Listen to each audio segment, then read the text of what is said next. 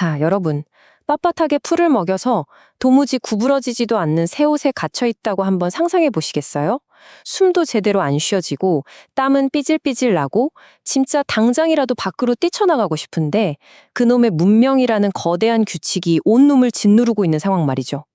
오늘 이 해설에서는요, 마크 트웨인의 원작을 파고들어서 한 소년이 도저히 견딜 수 없는 이 안락한 감옥 속에서 어떻게 심리적 한계에 부딪히는지, 그리고 그 캄캄한 어둠 속에서 들려오는 유혹적인 부름에 어떻게 반응하는지 그 숨막히는 과정을 생생하게 따라가 볼 겁니다. 바로 시작해보죠. 방금 제가 묘사한 소년 아시겠죠? 네, 바로 허클베리 핀입니다. 이 독백 한번 들어보세요. 내가 원했던 건 그저 어딘가로 가는 것뿐이었다. 변화를 원했을 뿐 가리는 건 없었다. 진짜 날 것 그대로의 속에서 끓어오르는 열망이 느껴지시나요? 과부 더글라스 아주머니 집에서 헉이 마주한 그 존경받는 삶은요, 안락함이 아니라 그냥 끔찍한 구속이었던 거예요. 헉이 대단한 걸 바란 게 아닙니다. 그냥 숨통 트이는 변화, 어딘가 다른 곳으로 도망치고 싶었던 거죠. 1장, 문명이라는 감옥. 도대체 왜 이 훌륭한 집이 감옥처럼 느껴졌는지 바로 확인해 보겠습니다. 과부 더글러스와 왓슨 양은 헉을 어떻게든 문명화시키려고 했지만 헉 입장에서는 이게 완전 감각적인 고문이었습니다. 빳빳하고 비좁은 새 옷 때문에 땅구멍에 막힐 지경인데 밥 먹는 시간조차 내 맘대로가 아니에요. 땡땡 치는 종소리에 맞춰 기계적으로 움직여야 하죠. 게다가 음식, 여러 음식이 막 섞여서 맛깔나게 어우러지는 게 아니라 다 따로따로 정갈하게 담겨있는 식탁에서 억지로 식전 기도를 중얼거려야 했습니다. 어디 그뿐인가요? 왓슨 양이랑 하는 철자법 수업은 진짜 치명적으로 지루하고요. 담배도 절대 못 피우게 하죠. 이 모든 규칙들이 헉의 본성을 숨막히게 옥죄고 있었던 겁니다. 자, 근데 여기서 진짜 흥미로운 게 어른들이 강요하는 도덕성의 모순입니다. 두 자매가 헉에게 주입하는 섭리, 즉 종교적 가르침이 완전히 극과 극이에요. 과부 더글라스는 남을 돕고 헌신하는 그야말로 따뜻하고 자비로운 섭리를 가르칩니다. 그런데 다음 날 왓슨 양이 나타나면 어떨까요? 끊임없이 잔소리하면서 말 안 들으면 끔찍한 지옥에 갈 거라고 윽박지르는 겁니다. 어린 헉의 눈에 이 문명세계의 가르침이란 게 진짜 도무지 앞뒤가 안 맞는 피곤한 위선덩어리로 보였을 수밖에 없죠. 이런 헉의 성격을 딱 보여주는 대목이 있습니다. 성경의 그 위대한 모세 이야기를 실컷 듣고 나서도 모세가 죽은 지 한참 된 사람이란 걸 알자마자 헉은 가차없이 흥미를 딱 끊어버립니다. 죽은 사람한테는 미련 없다면서요. 지금 당장 숨막혀 죽겠고 자유가 간절한 헉한테 그 옛날 죽은 사람들 이야기로 가득한 문명세계의 고상한 가르침이 대체 무슨 소용이 있었겠습니까? 2장, 다가오는 현실의 공포. 자, 넘어가 봅시다. 앞서 말한 그 짜증나는 문명세계의 규칙들이 차라리 선녀로 보일 만큼 훨씬 더 끔찍하고 원초적인 악몽이 헉의 일상에 불어닥칩니다. 어느 날 아침 헉이 새로 내린 눈 위에서 발자국을 하나 발견하는데요. 왼쪽 발 뒤꿈치에 큰 못으로 십자가가 새겨져 있는 겁니다. 여러분, 심장이 철렁 내려앉는 순간이죠.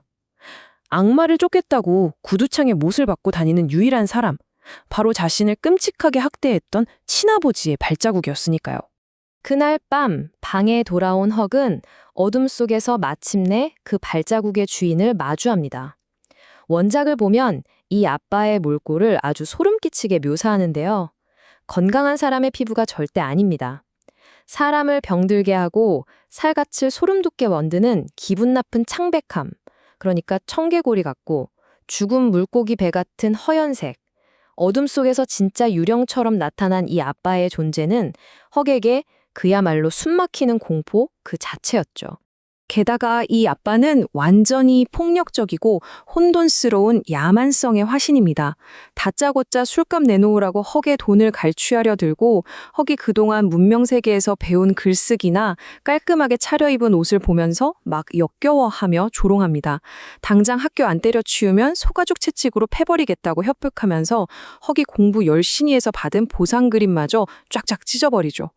자, 상황이 이렇습니다. 위선적이고 숨막히는 문명세계의 감옥, 그리고 자신을 찢어밟힐 듯한 야만적인 폭력의 감옥, 헉은 이 두 지옥 사이에 완벽하게 갇혀버린 겁니다. 그런데 말이죠. 완벽한 규범이 지배하던 낮이 지나고 빛이 완전히 사라진 캄캄한 방 안에서 홀로 남겨진 소녀는 과연 무엇을 보았을까요? 아빠의 위협도 끔찍하지만 진짜 심리적인 고통은 해가 진 뒤에 본격적으로 몰려옵니다. 3장. 어둠 속의 불길한 징조들. 계속 가보죠. 낮 동안 헉을 오감하던 옷이나 종소리 대신 이제는 무거운 정적과 고독이 소년의 목을 천천히 조르기 시작합니다. 밤이 깊어질수록 공포의 분위기가 빌드업되는데요. 토저녁에는 누군가의 죽음을 알리듯 부엉이가 우우 울어대고 밤이 깊어지면 속독새랑 개가 죽음을 예견하듯 구슬프게 웁니다. 한밤중이 되니까 숲속에서는 편히 잠들지 못한 유령들이 원한 맺힌 탄식을 내뱉는 것 같은 기괴한 소리까지 들려오죠. 그러다 마침내 마을 시계탑에서 붐, 붐 하고 자정을 알리는 12번의 둔탁한 종소리가 울려 퍼집니다. 방 안에 혼자 웅크린 소년의 불안감이 그야말로 극에 달하는 순간이죠. 이렇게 극도의 공포에 사로잡혀 있을 때 헉의 멘탈을 완전히 바스라뜨리는 결정타가 날아옵니다. 어깨 위로 거미 한 마리가 기어 올라와서 헉이 반사적으로 툭 튕겨냈거든요. 근데 하필 그 거미가 켜져 있던 촛불 속으로 골인해서 산채로 타들어가 버린 겁니다. 여러분, 당시 미신을 굳게 믿던 헉에게 이건 진짜 말도 안 되게 최악의 불길한 징조였어요. 놀라서 제자리에서 3번을 빙빙 돌고 가슴에 십자가를 긋고 심지어 애군을 맞겠다고 머리카락을 실로 묶기까지 하지만 소용없습니다. 이미 끔찍한 불길함이 소년의 온몸을 휘감아 버렸죠. 너무나 외로워서 차라리 죽었으면 좋겠다는 생각이 들었다. 이 독백 진짜 마음 아프지 않나요? 헉이 짓눌려 있는 절망감의 무게가 고스란히 느껴집니다. 숨막히는 문명, 언제 나타나 폭력을 휘두를지 모르는 아빠. 거기다 온갖 불길한 미신과 죽음의 소리들로 가득 찬 칠흑 같은 밤. 이 거대한 고독 속에서 죽음처럼 고요한 집안에 웅크려 덜덜 떨고 있는 어린 소년. 진짜 너무 처절합니다. 마지막 4장, 어둠 속으로의 일탈. 이제 터질 때가 됐죠? 시계탑이 자정을 치고 모든 게 무덤처럼 고요해진 바로 그 찰나. 뚝!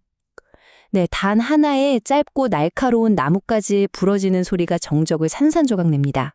캄캄한 창밖 숲속에서 분명히 무언가 움직였습니다. 숨을 헐떡이며 귀를 기울이고 있던 헉에게 이 작은 소리는 그야말로 상황을 뒤집는 거대한 전환점입니다. 그리고 이어서 들려오는 아주 희미하지만 너무나 나딕한 소리. 미야옹, 미야옹. 이 소리를 듣는 순간 헉은 안도감과 동시에 엄청난 짜릿함을 느꼈을 겁니다. 조용히 자기도 미야옹 하고 화답하죠. 불을 훅 끄고 소리도 없이 창문을 넘어 창고 지붕 위로 미끄러지듯 빠져나갑니다.